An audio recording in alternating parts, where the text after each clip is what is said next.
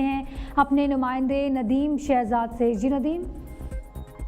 جی، ملک کے اندر پھیلنے والے مہلک وائرس کرونا وائرس کے باعث اس وقت دیکھا جائے تو جہاں دیگر حفاظتی اقدامات کیے جا رہے ہیں شہریوں کی حفاظت کے لیے، لاک ڈاؤن شہر کا، تعلیمی ادارے بند، جامعات بند، مدارس بند اور اس کے ساتھ ہی جتنے شاپنگ مال، سڑکیں ویران، اس حوالے سے اب ایک اہم اقدام جو کہ علماء کونسل کے فیصلے کے ساتھ حکومت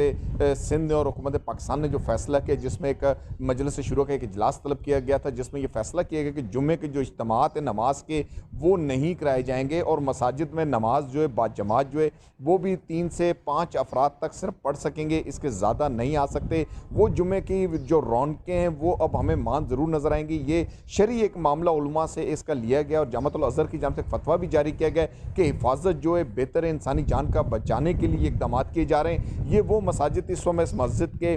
دہلیز پر کھڑا ہوں کہ جس کے باہر شارع پر بھی نمازیوں کا رش ہو جاتا تھا کہ روڈ بھی بلاک کر دیے جاتے تھے، اتنے نمازی آتے تھے اس مساجد کے اندر۔ لیکن اب دیکھا جائے کہ جمعے کی نماز کے اندر اب کیا صورتحال رہے گی، اس پر حکومت کی جانب سے سخت اقدامات کے بھی احکامات دیے گئے کہ جو آئے گا انہیں گرفتار کر لیا جائے گا۔ لیکن اس وقت ایک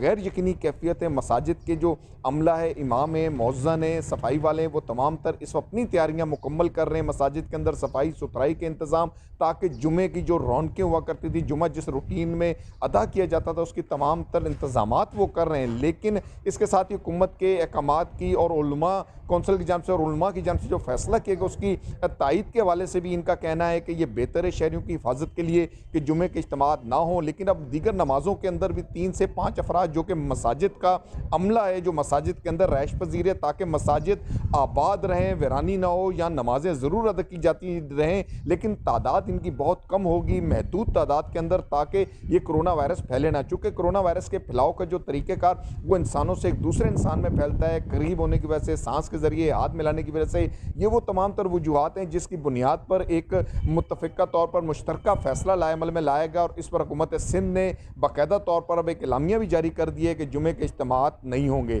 اور شہریوں کے اندر اس وقت اس حوالے سے ایک غیر یقینی کیفیت بھی ہے، لیکن انہیں احکامات دیے گئے کہ گھروں کے اندر ادائیگی کر سکتے ہیں۔ بہت شکریہ ندیم شہزاد تفصیلات سے آگاہ کرنے کے لیے۔ اور اب آپ کو بتائیں کہ